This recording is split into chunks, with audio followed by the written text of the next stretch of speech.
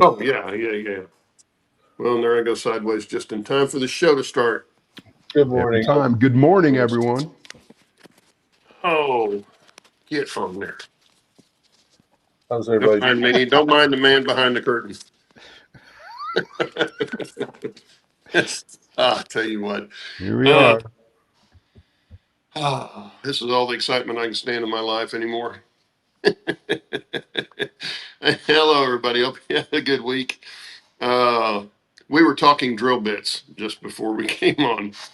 Yeah, And if there's anyone in chat that knows a good source for good quality drill bits aside from God Hand, we know God Hand has got some really good drill bits, but I would like to find another source possibly, like in the 1 millimeter, up to the 1/8 inch drill bit kind of range is kind of what would be nice to find. If anyone knows, drop a link.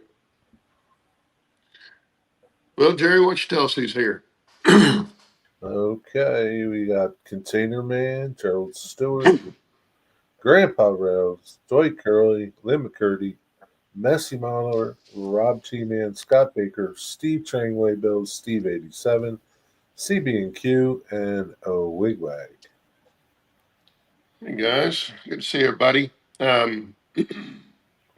Let you know how good these new Premier Harbor Freight drill bits are. But do they come? Do they come Don't like bother. Don't bother, one Steve. millimeter Steven. and smaller? What? Generally, I can't find small drill bits at any place like that. And if you do, they're going to snap as soon as you use them. Well, they all I do have. eventually. I've only used a few Harbor Freight drill bits, but what I found was they were good for one hole. And if it was in metal, you may use two bits to get to the Yeah. first time, and then they're junk after that. They're cheap metal. They're all Chinese, cheap stuff. Harbor Freight's a good store if you're looking for certain things. Yeah. Now, if you need clamps, spring clamps like Dennis is using, and I took over to Dennis, I used to have a lot of those. I'd buy them there cheaper than Home Depot, and they work the same. Yeah. But not everything they've got is like that. Um, Yeah, See, it's got its limitations.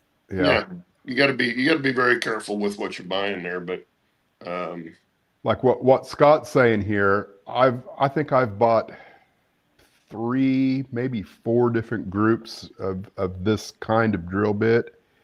And way it works for me is I've got 1 or 2 that I need, and they will immediately break, Yeah. And now, in order to get the drill bit size that I want, I end up buying another whole set or whatever. Yeah. I would like to be able to find a Individual. specific size Yeah. that I could buy 5 or 10 at a time Yeah. and not have them be complete crap. I'm not looking for perfect, but something that's just not complete crap. Mark says he bought some Harbor Freight drill bit sets, and they're surprisingly good. Well, that's good because the ones that I used, they weren't worth having. They weren't. They What do weren't you, like Dennis said. He's not sure they don't flute about 3 feet worth of steel and then just break them off into bits what because I, that's I kind of how I they make them. guarantee I've got some that there is no sharpening on them at all. There's no bit at the end of the fluting. It is literally square. Yeah. And the same thing with the God Hand. The God Hand, these are great. They're fantastic. yeah. Uh, but again, the one size that I need in there, and this the A set, it's the 0.9 millimeter. I've now bought 2 sets of these, and they're Oh, gonna break. I I can wonder. be as careful as I can. Eventually, they're gonna break. And where can I buy a good 0.9 or a 1 millimeter, and maybe the size above and size below? Well, Without having to buy a whole set that I'm not ever going to use the rest of. Mark's saying what Jerry said earlier, McMaster Car, and I agree. I think they'd probably be the first place I'd look. Okay. Um, I've got that pulled up on the browser. I'm going to do that probably after the show. I yeah. wonder if can go to the Godhand website if they have one and get them. I don't know. I guess I hadn't thought of that. As if you could buy individual bits through the site. I hadn't even heard of those. Really? Yeah. They're great. They're great. They really are. Boomer. They're so sharp and so hard Yeah. that they will break easily, and they're Yeah. short. That's the other thing, is Oh, if you need sure. a little more length, you're not going to get it out of the God hands. At least not what I've seen of them. They might have different drill bits available. I don't know. Now, are you using those in a pin vise? Mm-hmm. Okay. And Sorry, of course, I'm also don't ever using chuck them. up one of those small ones in any kind of power tool, because it No, won't. no. You'll snap it in a heartbeat. They too much rotation on them, RPM. What are you drilling mostly? Well, PCB ties is Oh, okay. one of the things that I do, and I know nobody else does that, and there's probably lots of people that like, what's he doing? Yeah. What? It works for me. I like the way I'm doing it. So what are you drilling the ties for? Besides the throw so that rod? I can fasten them into plywood without having to glue immediately. That's why I do it. Is Okay. so that I can, everything on the railroad right now, I can remove between 4 and 6 spikes and completely pull out and put back in or change without going into any great hassle. Yeah. That's just kind of the way I like to do business, right, wrong, or indifferent. Yeah. Not PVC. PCB. Not PVC, Lynn. PCB. PVC. What are they? Copper? What are they? Copper? Yeah, the Copper and fiberglass. fiberglass. Yeah, they're computer board material. Yeah. Very similar to that G10 I was telling you about. The G10's harder. It's an epoxy, more of an epoxy. Yeah, it's probably And then they've got copper on both sides. that fiberglass is what kills your bit, probably. I think it's the God copper. hands work great. They do. They work great. It's just eventually I'm going to break one because I'm human. Yeah, you get ham-fisted with them and they'll snap. Yeah. Even good ones will do that. So when you get down that little tiny bit like that, it doesn't take much lateral movement before it snaps. Yeah. Or downward pressure while you're trying to drill with it. Even with a hand vise. Well, I always push try down too hard and make sure that the bit does the work for me. That's yeah. And what do you drill the hole for? To put spikes in. Oh, you spike them. Okay. He's spiking them down to the plywood. Yeah. I don't think I have. Yeah. But yeah, I mean, that's which I've actually got. I've got a video that I'm pretty much finished with right now. I discussed that kind of in detail, what my theory is and why I do it and that kind of thing. I don't know when I'll finish it up and get it put out, but I might put it out next week. I don't know. Just kind of depends. Yeah. Well, the only thing I ever drilled through there for was the throw bars, but I understand what you're doing and fastening it down. Yeah. What I always did, instead of using spikes to fasten it down, I was just using those little socket head screws, little tiny socket head screws. They call them servo screws that I used to get, but they work great for a lot of stuff. And I would do them because they had a shoulder on them. So you could drive them in next to the tie and pull it down with that. And didn't have to go through the tie then. But in fact, I started buying from my throw bars, I started using the HO scale instead of the HON3 scale PCB ties because they're wider and you don't. I have considered doing that because Yeah, there's a little it more works material for solder there. Yeah. Yeah. Well, not only that, but it's wider for your hole for your throw bar to go through. Because I went through a lot of ties, a lot of times where it come off the side of it or something, and not have enough meat there then to put a bar in or a throw rod in. But yeah, Master Car, I'd say I'd check. Yeah, I think if nobody has it, I mean, if McMaster Car doesn't have it, you're probably not going to find it. Yeah, but I'm sure they do. Yeah, I'm sure they're out there. Gerald, oh yeah, Granger Supply might have something. Granger. Yeah. I never went to Granger for anything like that, but they may Usually, have stuff like that. but Granger's usually expensive. But I was Yeah. going to say, Yeah.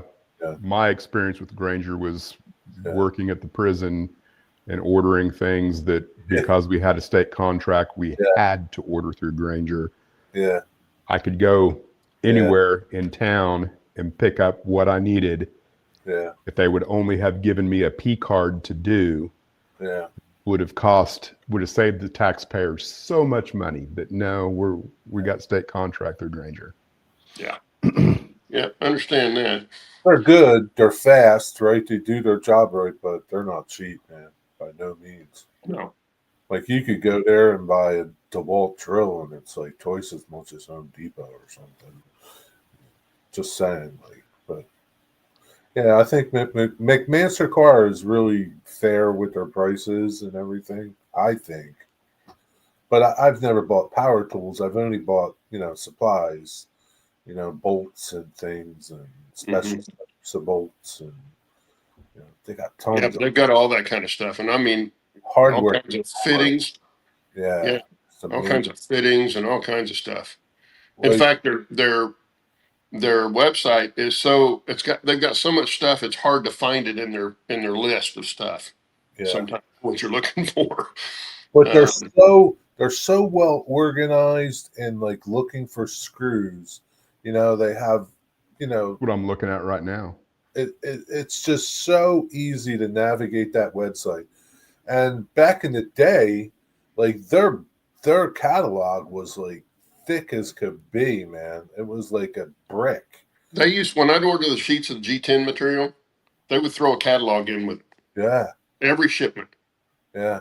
And I ended up throwing them away because it was easier to look online than it was to look at their catalog. Yeah. But Yeah, I'm saving every time.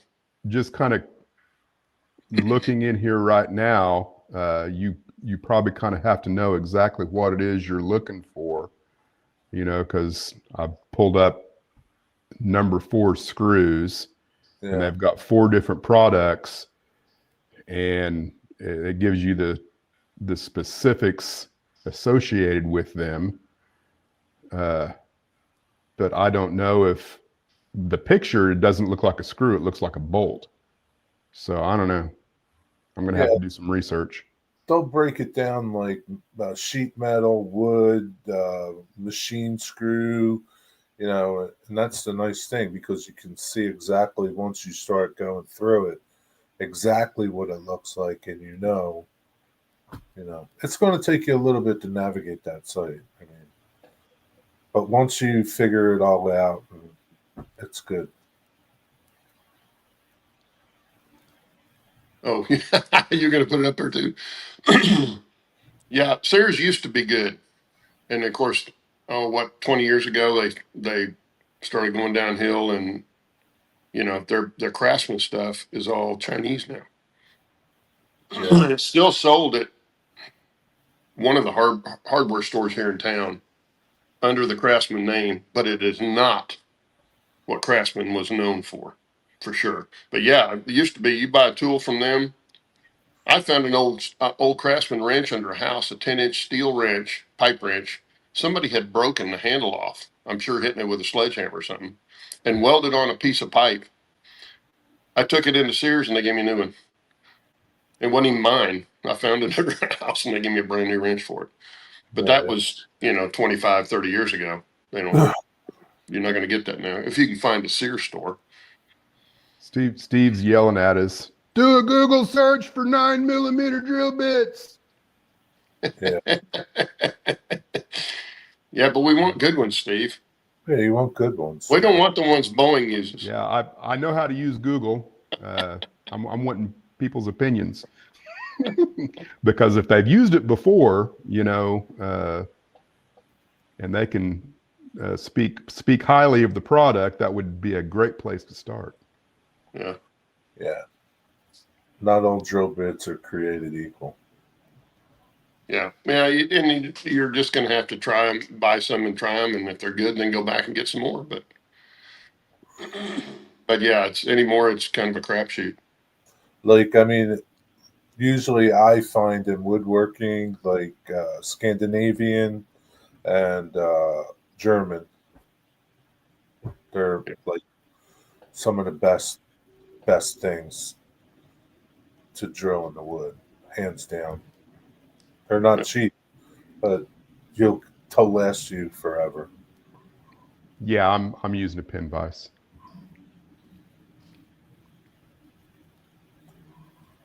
Yeah. Yeah, So Lee, it really helps to have a good sharp one. Sorry, Lee, Terry, what you say? Lee Valley in Canada, they're pretty good. Have some Valley bits, but I don't know if they make. I have like these extra long Lee Valley bits, but I don't know if they make anything um, that tiny. You can check them. Lee Valley. Yeah. And then are you going to pay, more for it because it's out of Canada? Yeah, I mean But that's if they're good ones, might be worth it, depending on the price on them. But yeah. I couldn't tell you if they work for you uh, so I'm trying to read the chat too. Where do you find them, Steve? Train waybills? I got them on Amazon Is there like search bar. a name, Carbide jewelry. or just type in carbide? Yeah. Carbide jewelry. I would think that the jewelry stuff would be high quality stuff. Yeah. This is in reference to we didn't want Boeing drill bits. I was kidding there, Steve. You know that, I hope. Yeah.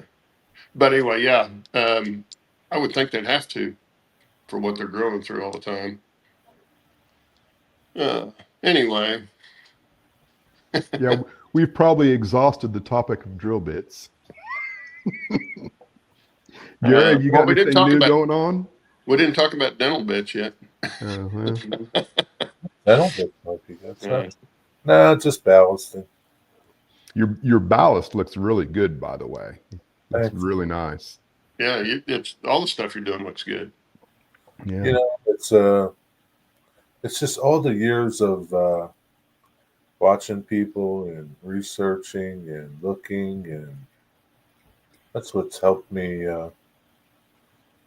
be a better modeler, I think.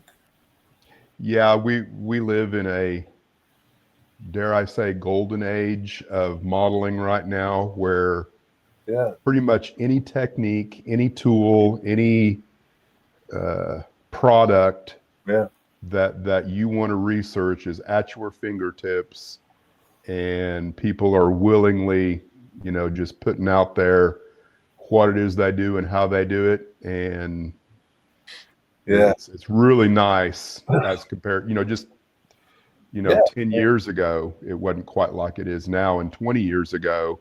yeah.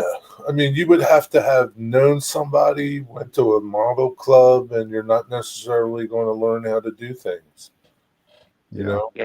I mean, Yeah, there's, yeah, it's nice. I mean the internet's been great for all kinds of little repair things like that. I mean, I yeah, had to change the tail light on my car, my Honda Pilot. I couldn't yeah, see how to get the tail light off. yeah, Well, yeah, I got on YouTube and yeah, put the date of the car in and tail light replacement and all that.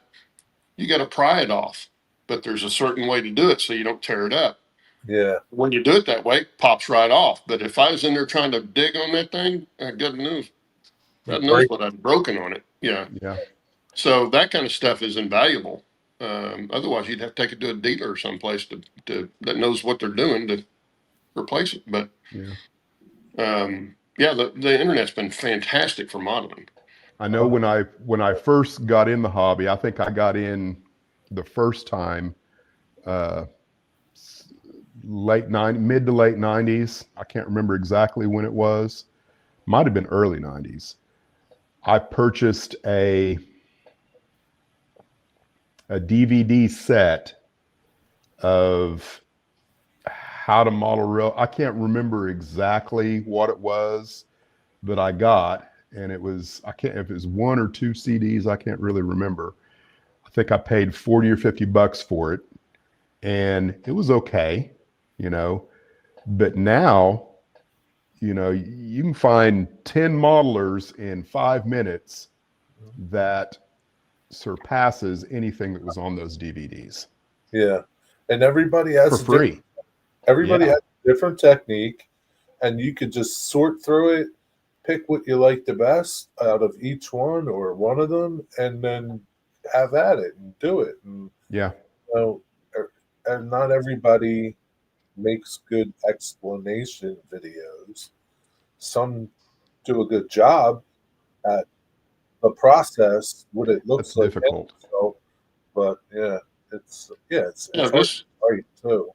yeah, the model magazines were the, Model Railroader, Model Railroad Craftsman. Those were the go-tos back, before internet. Yeah, And that's why everybody's got a stack of 40 years worth of magazines. But can you imagine, unless you catalog those as you got them, trying to find something, go back and find something? I've got a stack of Exactly. Model Railroader over here. I only had maybe yeah, 3 years, 4 years worth. And I'd have to go through every one of them to find something that I saw in there at one time because I didn't catalog it. So that. Yeah, But yeah, that's how you did it. And that's how I was, starting out, was all the model railroad stuff I remember seeing back in the 70s when I was doing it before. And that's all outdated. Not all of it's outdated, but a lot of it. But yeah. the benchmark stuff, I remembered all that stuff on how to do the L girders and that kind of thing. And so that's where I started out. But then once I got on internet and started doing it, um, it's, and looking what people were doing made it so much easier. yeah. Which I know I have probably the only book that I still make use of that I own is the one on bench work. And I had a few, because I mentioned it in more than one of my videos. I had somebody come on in the comments and leave a snide remark about how that was first made in, I forget, 1830. I forget what they said exactly, but the the idea of the comment is that the hobby has moved on, Yeah, which I get. It absolutely has, but at the same time, everything I've done in here for my bench work, which is working great, no issues with my bench work to this point, I got and kind of made use of from that book. Uh, Hmm. so as far as I'm concerned, it's solid, right? It's solid. yeah, It's solid information, right? Yep. Uh, and things like that don't don't change. You know. right. The kind of the one point that I would say about it for sure is the materials have changed, Yeah, right? What you can use yeah, and at the price point maybe you can get it at might be different today as compared to 50 years ago. Uh, a yeah, lot of people will make use of aluminum tubing and or square tubing and other things that are lighter weight, and that's great. But I mean, the town that I live in is still like in 1960 as far as the lumberyard goes. So it works Well, perfect for me. just homicide. yeah. You pick up a Model Railroader magazine from late 60s, early 70s. That's all they talk about for roadbed, sub roadbed is Hmm. homicide. Well, you could find it at every hardware store or lumberyard. Yeah, Now you go to here in Tulsa. I go to Home Depot or someplace like that because that's about the only kind of lumber yards you have anymore. And say, can I order some homicide? Because I know they don't carry it at the store. Oh well, we don't. Yeah, we don't carry it here, but I can send it to What? you and send you out to the wholesaler, which is out here by where I live, pretty close. And so I have to come back out, buy it there, drive out here to get it. So it's become a hassle to get that because nobody uses it anymore. yeah, And but it's a fantastic sub road bed. Hmm. But you talk to a new kid and they've never even heard of the stuff. So I'm happy. Yeah, It's and like and that they'll with the material. Doesn't mean it immediately doesn't discount work. the idea of even using it just because they've never heard of it before. Yeah. Well, and just because it's an old idea or an old type of material doesn't mean it doesn't work really, really well. I'm It's happy just it may be harder to find. I'm happy Oh, that I picked it and used it for my layout instead of foam. 100%. yeah. Yeah. Well, Vi- see, and when I saw Roy, people using foam board, I was like, how are you fastening stuff on that? My brain didn't kind of wrap around that at first. Um, but it is a great material to use. It's more expensive than Homosoap, but it's a lot cleaner to cut and everything else.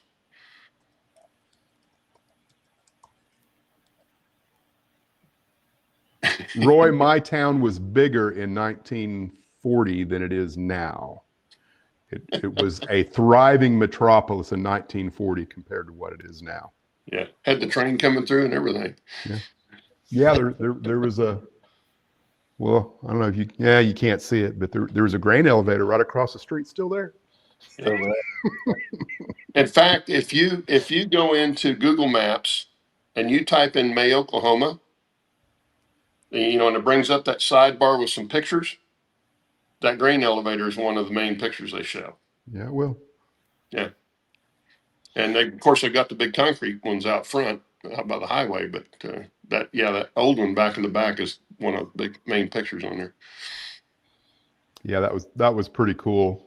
If you happen to catch Heath the other night, he went and operated a railroad that began, I think he said 1956 is when he initially, and parts of it are still from 1956, brass track on fiber ties. Pretty cool. Fiber ties, yeah. I remember the fiber ties on like Lionel type track. I remember those. But that guy, I was a little kid then. San Jose. Yeah, exactly. Menards has it. Well, but Menards isn't everywhere. Yeah. I've That's never been to a Menards. I haven't either. They're kind of upper Midwest, I think, from what I can gather anyway. Yeah, we have a Michaels that might be similar. I've never been to a Menards, so I don't know for sure, but we have a Michaels that I, is similar to a uh, Hobby Lobby, but yeah, I don't know if they have other materials that Hobby Lobby doesn't have. yeah. No, they don't. They Michael's don't. doesn't. Okay. Well, they might, but they're not like you're thinking. Menards is more like a Home Depot and a Walmart kind of pushed together a little bit, Uh, from what I can tell. I've never been in one. Yeah, Mark says Menards is like Home Depot. They've got building materials, but then you can also buy model railroad stuff. So it's not just like Home Depot, whereas Home Depot is all building material. Yeah. or homewares. They also have homewares. Yeah, but yeah, Menards would be great, but I've never had a chance to go in one. From what I can tell, I'd like to see one, but it's like trying to find a hobby shop around here. You don't have a hobby shop; it's Hobby Town, and Hobby Town's that's a store for people that get bored on Saturday and have nothing on the weekend, have nothing to do, and they go looking for something to do in there. At And Hobby. yeah, Hobby Town, because most of their stuff is craft stuff, and we got a little bit of slot cars, we got a little bit of electric trains, but unless you want RC cars or airplanes, there's not going to be a lot of other stuff in there. They'll have some like disc frisbees and paper puzzles and all kinds of stuff like that, but not a lot of it.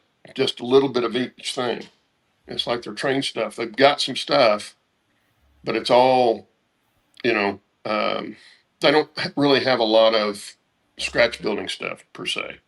Now they'll have plastic sheets and stuff like that, but they don't have a lot of balsa or thin plywood, that kind of thing.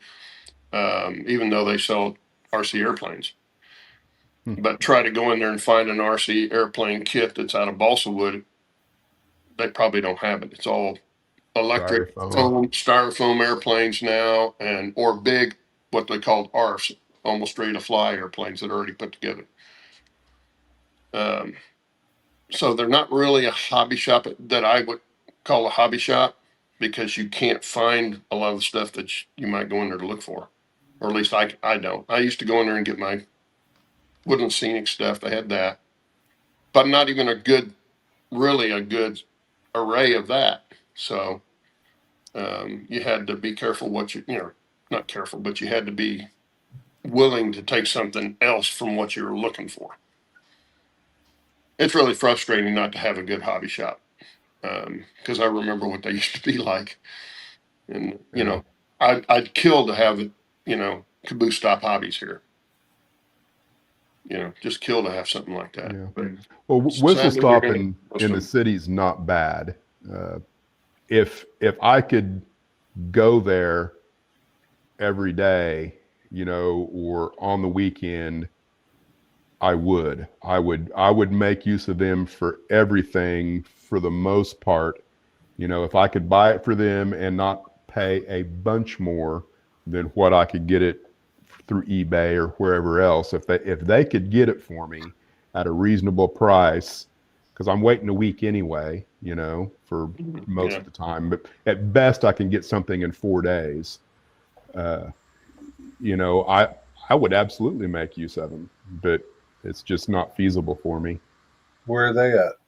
Oklahoma City, See, and which is that's an two and hour a and a half, half. 3 hours away from me. And it's an hour and a half for me, but you've got to factor in gas going, Right. and that's 3 hours worth of driving to Yeah. go look in a store that may or may not have what you actually want. Right. And So that's, which they do have an online store, but their online store is not it's not, really good. Yeah. I haven't been in there Which in a while, but I haven't either. Now the store is much better than it was 10 years ago. They've done a lot of work in the store. It used to have carpet and dogs running around. Not anymore. No dogs and no carpet, near as I can tell. So it's a much, they've organized and cleaned. It's a much nicer shop to go into than it used to be. Yeah, as much as anything else. Yeah, we're just talking about anything and everything that might We have to do just with a float hobby. around, yeah. Throw something in the chat if you want to change the topic. Maybe we'll pick up on it. Maybe we won't. I don't know. Oh, depends on what our brains will come up with. Yeah. Yeah. Anything on your layout, Dennis? What's going on? So like I mentioned in my last video, I haven't done to actually. Yesterday afternoon was the first block of time that I've managed since the last weekend of September to do anything. I've been trying to recreate the yard in Cloud so that I can actually make use of it, or someone else could make, because I think Claude's going to come down in November. I think we're trying to figure out a time in November that Claude can come down. I would like to have that finished so that you could run a train in and out of there dependably without, a derailment or something screwing up. So that's kind of what I'm going to try, and I've got 2 turnouts that I'm going to build, I think today, as soon as this is over with. I've got a custom radius turnout I'm going to build. I'm going to try and build a number 8 right hand. And if I can get that done, I'll have 2 yard tracks, I think, up there that with a runaround, and 2 arrival departure tracks. Are you going solo, Claude, or is Brenda going with you? I don't know. She was going to come with me. We were going to come down this weekend, but he's on call. I'm on call, and her sister wanted her to go to Arkansas, so she's actually on her way to Arkansas with her sister right now, since we didn't go to Dennis's. But yeah, I'll get over there. Somebody posted this. Oh, Path Valley. Good hobby shops for family run, and owners' kids aren't interested in keeping it going. That's true, but I think the biggest thing that killed most of the brick and mortar is the internet and the kids that didn't want to get into those kind of hobbies. Well, that's because too many video games, too many stuff like that they'd rather do. Yeah, the internet is destroying us all. It's just a matter of time. Another 10 years, and who knows where we'll be. Yeah. Roy, no, I have not torn the mountain apart yet. If you want part of it, that's great. I can save it for you, but I need to know what parts you want. If you want the snow shed and the mountains, I can try and get it off. But the way I built that thing, I don't know if I can pull it off like I did that corner piece that you saw a week or two ago. That was all. It's kind of its own thing. I mean, it was fastened to the backdrop in the back, just glued to the backdrop. So I just cut that part out, but I was able to pull that off as a shell. I don't know if I can do that on the mountain, and the whole mountain won't go through the door. So it's got to be taken apart somehow. There's no way it's going to go through the door. And no, she won't let me take it out the wall, out the outside wall or the roof. So, but yeah, I can try and save as much of it as you want, but it'll have to be in pieces. If you want any of it, I just need to know. If you're in the area anytime in the next, I don't know, month, or you're going to be in the area in the next month or so, let me know, and you can stop by and we can talk about what you might want out of it if you want it. Yeah, you can help harvest it. Yeah. Well, I didn't have to help harvest it. I can take it apart, but then I can hold it until you can come back by and get it. But or if you have enough time to sit here, we can take it apart while you're here. But no, I haven't started tearing into it. Not yet. In fact, I haven't gone any further. I've been busy. I played golf 3 times this week, and it's really nice weather right now, so I've been doing that kind of stuff. You got to take advantage of that nice weather while you got it. Oh, we were just bad mouthing you. Yeah, actually, we mentioned that you had operated on a railroad from the 1950s, or started from the 1950s. It's like an antique. Mm-hmm. Surprised it still runs. Yeah. Well, Steve, you come over here and you start running the hose through the house, and I'll let you deal with the wife. Because that's how much water you'd have to spray on that to get it to bend. Yeah. But yeah, it's yeah, that's another whole animal. Snow shed in the trestle. Which one? The wooden trestle?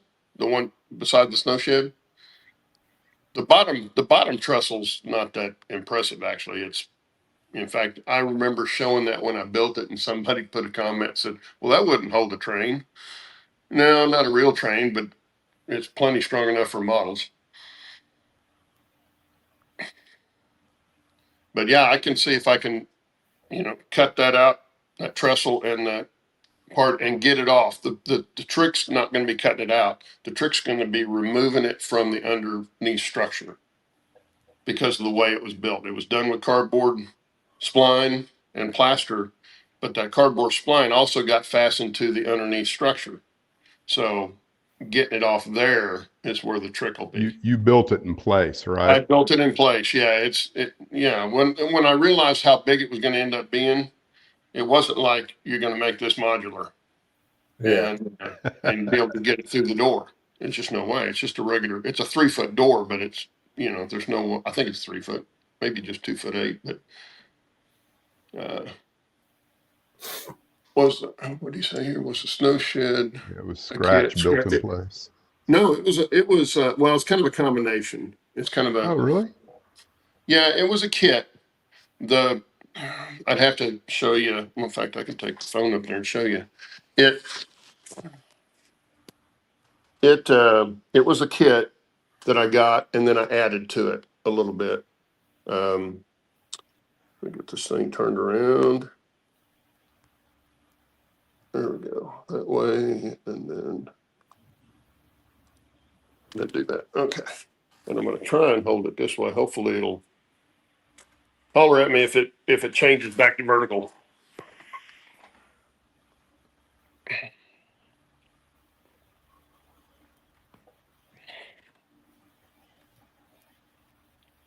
Can't believe you guys make me climb these stairs today. We're going to make you climb down too. Yeah, I'm sure. Okay. See, now this is the corner piece I was talking about, and it came out all in one piece. I just cut the bottom piece, and it was just attached at the top, so it was easy enough to get loose. But this is all built in place on the wood structure underneath. All these little piers were in the kit. The underneath, most of this underneath wood was on there. I believe most of this was on here, but then I changed it a little bit because I was going around a corner. But these concrete walls in the back, you can't really see into there, but those concrete walls were in the kit. Everything else I added, like this, all the fill back here was all added. But it's a nice looking little snow shed. But I can try and get, I can try and cut up around here and over to this other portal and try and get that out, but no guarantees. But like I say, because it's built in place, and I can't remember without getting inside, I wouldn't be able to tell where the structure is in there. I would just have to, artificially cut this or superficially cut this out and then see about pulling it off of there. Hope that answers your question. Where there's a will, there's a way. But we can try. But this bridge down here is not worth saving, in my opinion. And then the only other bridge I've got, well, two other bridges. This is a micro engineering bridge, which I could probably get off of there, but it's also cut to the terrain underneath. So every one of those legs is a different length, except for that last one there. And then this bridge, I don't know if I could ever get it off of there, but unless you had a space that would fit this particular, it's pretty So good. it's glued to the footings. Yes. So that there's a question, if you were building this again tomorrow, what would you absolutely not have done or done differently? I know that's probably a big subject, but I think it's a worthy subject to anyone who hasn't yet started on a large project. Like my thought on the bridges that I build, I don't know that I want to glue any of them down, or if I do, I will absolutely be making use of something that is dissolvable with like alcohol so that it can be removed with the least amount of damage in the future. Well, when I built this, I knew what I wanted it to do coming up this way and horseshoeing back into the helix. So that part, I wouldn't change. And I wanted it to be uneven terrain underneath it. I didn't want it to be like built on a base that could be removed necessarily. I guess I could have done that. Would I do it again and do that? It just depends on, I wouldn't do one this big because I'm not going to build anything this big again. But if I was, I don't know that I would worry about that because this was intended to stay here until I was gone. Right. And whoever else wanted to try and take it down, then they could. But I didn't ever plan on it coming out. So that wasn't even in my thought of. Well, I know it wasn't at the time, but as you're dealing with it now, is that something that you would maybe advise somebody like me who hasn't built a single trestle yet? Well, has several that he will. There again, it depends on your terrain, but who's the guy? Is it RC Grab Bag? Is that his channel? that's building that humongous layout. And he's got He's some yeah, giant he's bridges on it. yeah. And I would do it like that, maybe what he's doing. And you can do different levels even if you put it on a base. You just have to plan for it, and then you can do your terrain, after you get it in place. But um, I didn't do that. I had my base plastered down before I even started setting this in place, and then I had the top, I built the top, and then I had a whole bunch of the vents built. I built every one of the vents the same, and I probably still have 4 or 5 more that I haven't used, um, and cut them to fit because I was coming up in this rises in elevation as it comes around. So I had to take that into consideration and also the terrain that I was wanting to build it over. But I knew I wanted a span in it. And then you can see right here the difference in the elevation coming around. Yeah. So I had all that to deal with, and I thought it's just going to be easier to build it right in place. And I built every one of these bridges in place. I So did the same when you thing up put here. when you put your terrain base down, did you do that knowing that the trestle was going to go in, or was there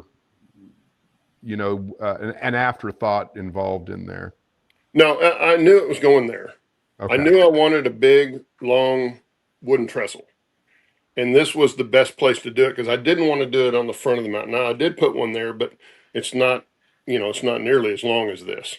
So Uh, then you created the plaster scenery base with the idea that I need to maybe keep it at a.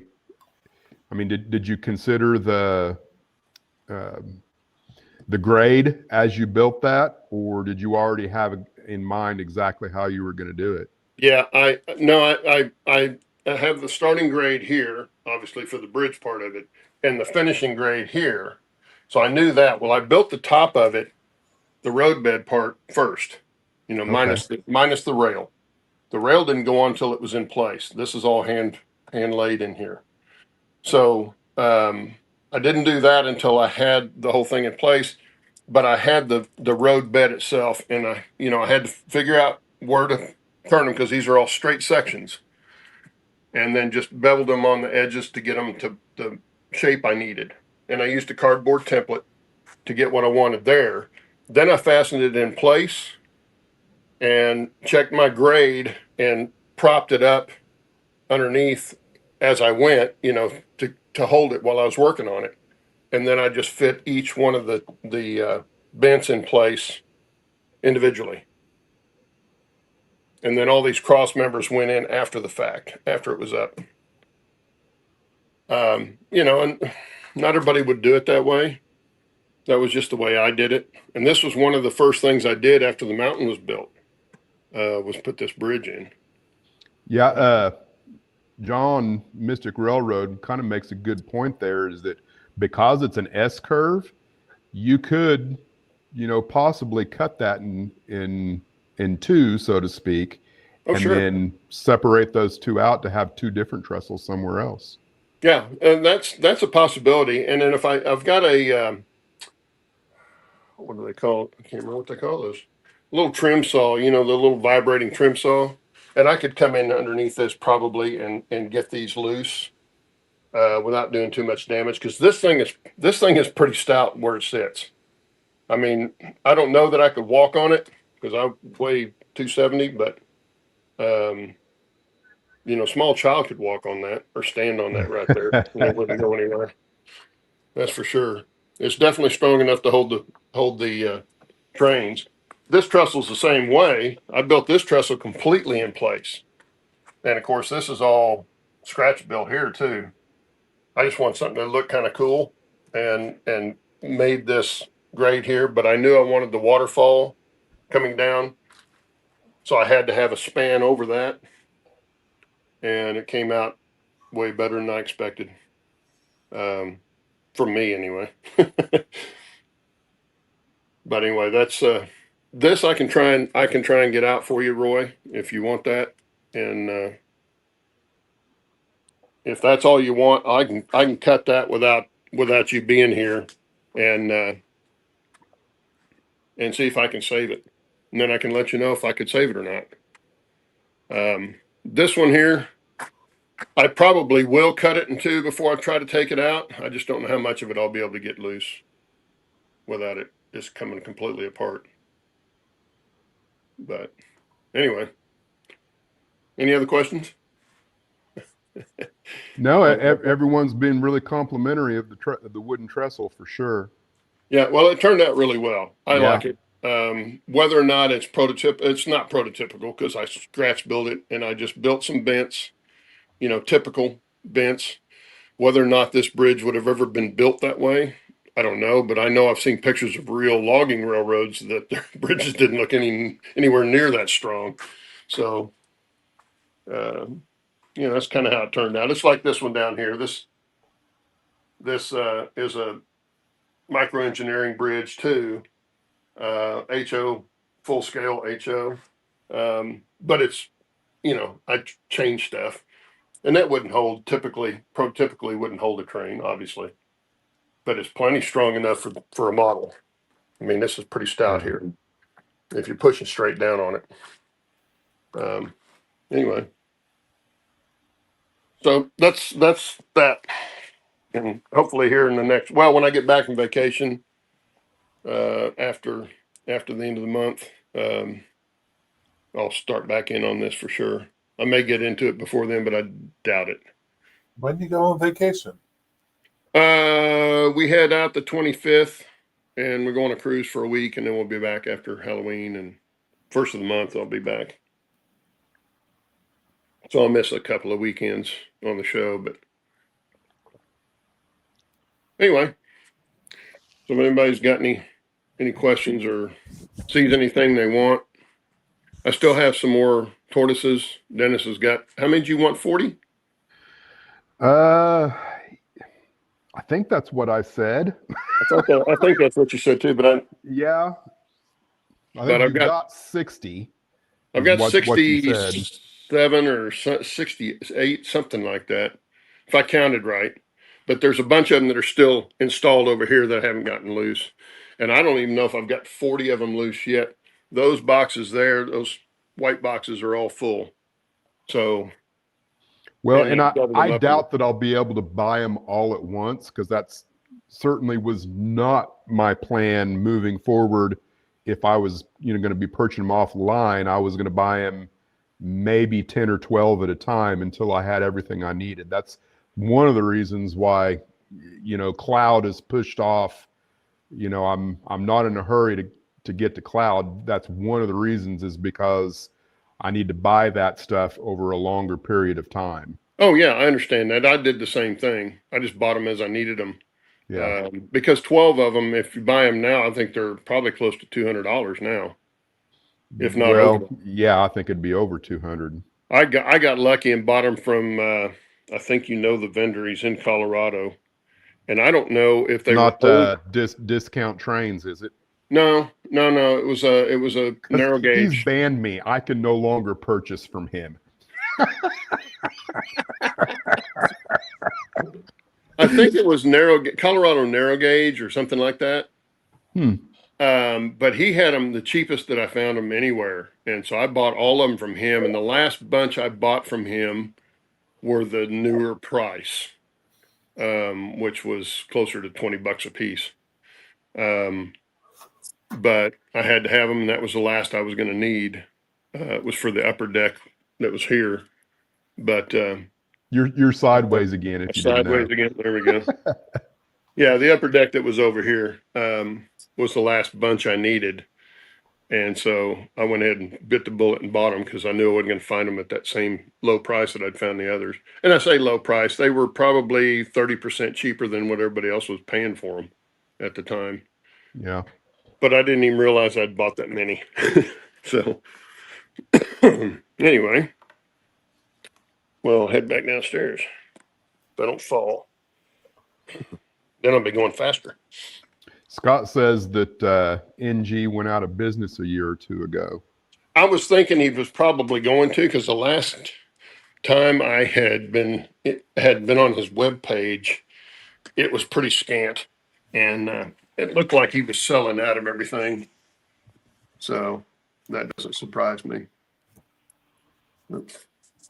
So then just turn it all the way off. I mean, there we go. But yeah, he was a great supplier of narrow gauge stuff. He had, he'd get some like estate stuff in on narrow gauge, and had good prices on some stuff. And I bought some kits from him too. Roy,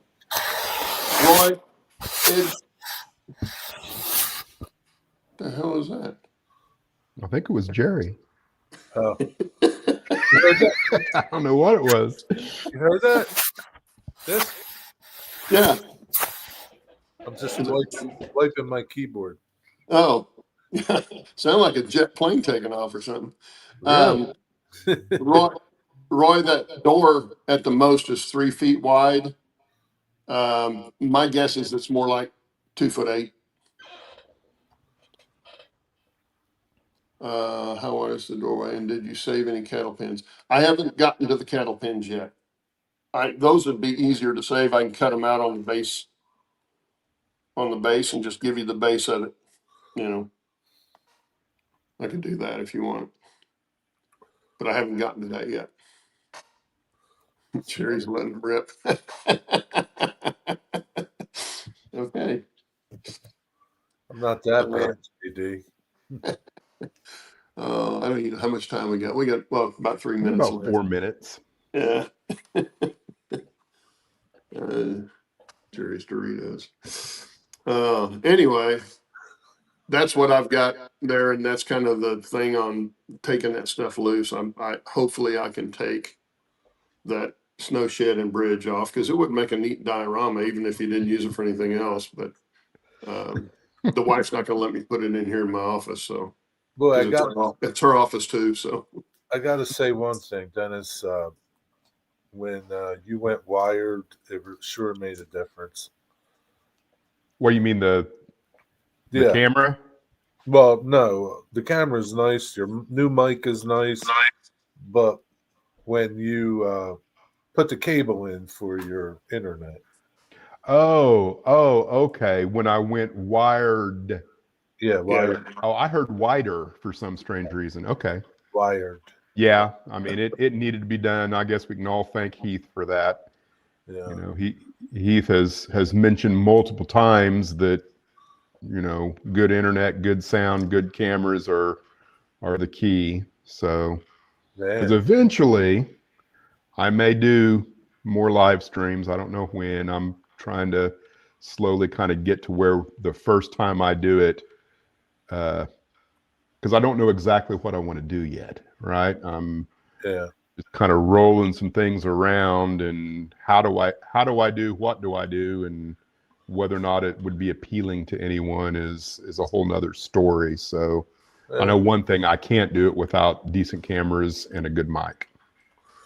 Well, you're going to you're going to be in charge of whether or not you do a show when I'm gone. I'll be gone the 25th and the 1st. Right. So if you guys want to do a show, you can. And that's a live show. Well, but I mean for my channel specifically, yeah. Where I would be doing it. Well, that's one of the things that I haven't fleshed out yet is, do I want to try and have guests as part of the show, or do I just go completely solo? And because my thought is I would want to do something a little different than what most people do. That's one of the reasons why I love Heath's, is because he does not do it like most people just sit in front of the camera and they engage with chat and like we're doing now. And there's nothing wrong with that at all. I enjoy that, but at the same time, I kind of like the idea of maybe finding a niche that isn't being done or rarely done. I just don't know what that is. Well, what does Heath do different? I would say Heath usually has a project, right? He's got, I'm going to do this tonight, or I'm going to discuss this tonight. Where whatever it is he's going to do, he does live on camera, and it's not just a conversation with the chat, which he does well, which is part of a really good live stream, 4-hour unboxing. Part of a good live stream, in my opinion, is engaging with the chat, where, that if you're in the chat and someone is addressing whatever it is you're wanting to discuss or what you have to add or whatever, that makes it far more appealing than just listening to, somebody drone on about something that maybe you're not interested in. I don't know. Just there's no right or wrong. It's just a matter of what works for you and what your interests are. Yeah, I think it's kind of hard to do a project and follow chat. It is. Well, yeah. When we were doing the bean stuff during COVID, that's what we did. We were on camera, and we'd check in with chat for questions and stuff, but we were working on the layouts. Yeah. So they had 3 or 4 pictures of us all working on our layouts at that time, and then if they wanted to ask questions, they could. Yeah. But we're out of time this morning, guys. Yeah. The reason Heath is able to engage with chat at the same time he does projects is because of his infrastructure of cameras and monitors. Most people can't do that because they're not willing to put in the money to have the extra monitors so that there's what you see, here's what I see, and here's the railroad, which is something to work towards. All right, I'm through. Yeah, I mean, it's like microphones and cameras and all that stuff. If you want to get into really good production, you have to have all that. Yeah. And I don't know where that echo's coming from, but anyway, we got to get out of here. You guys have a good rest of your weekend and a good week, and we'll see you next week. Yeah. Take care, everyone. Later.